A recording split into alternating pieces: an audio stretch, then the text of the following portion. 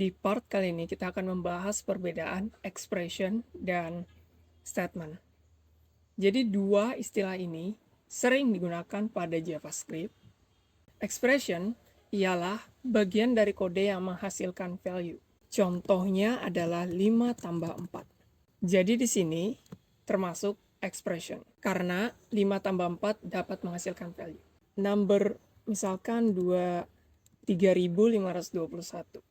Jadi ini juga termasuk expression, meskipun ini hanya value yang sederhana. True, and false, and not true.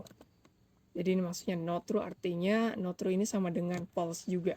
Jadi baris kode ini juga termasuk expression, karena pada akhirnya ini akan menghasilkan value boolean. Kalau statement itu sendiri adalah bagian dari kode yang lebih besar. Contohnya apa?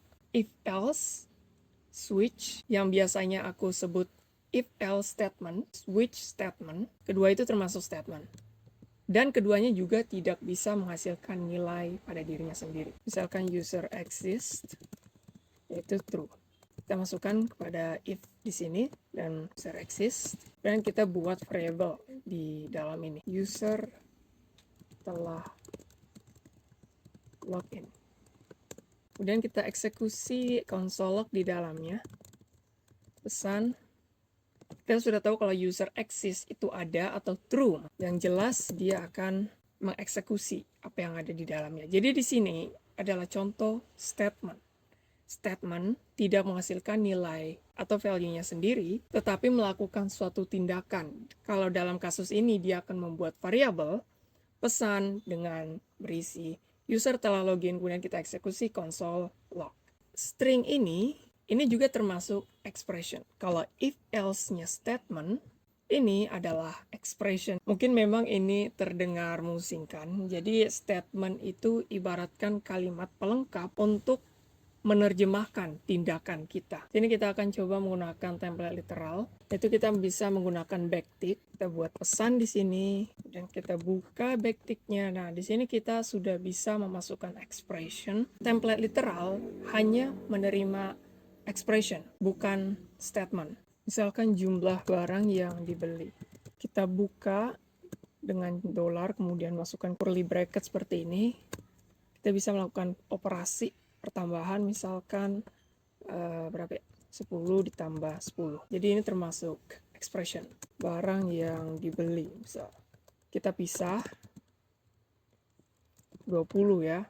Kita ganti aja replace di sini jumlah barang yang dibeli. Jadi ini pada dasarnya juga expression. Variabel ini pada akhirnya akan digantikan dengan value-nya, yaitu number. Dan kalau misalkan ini statement, kita masukkan ke dalam sini, yang hanya diizinkan di dalam template literal itu hanya sebuah expression.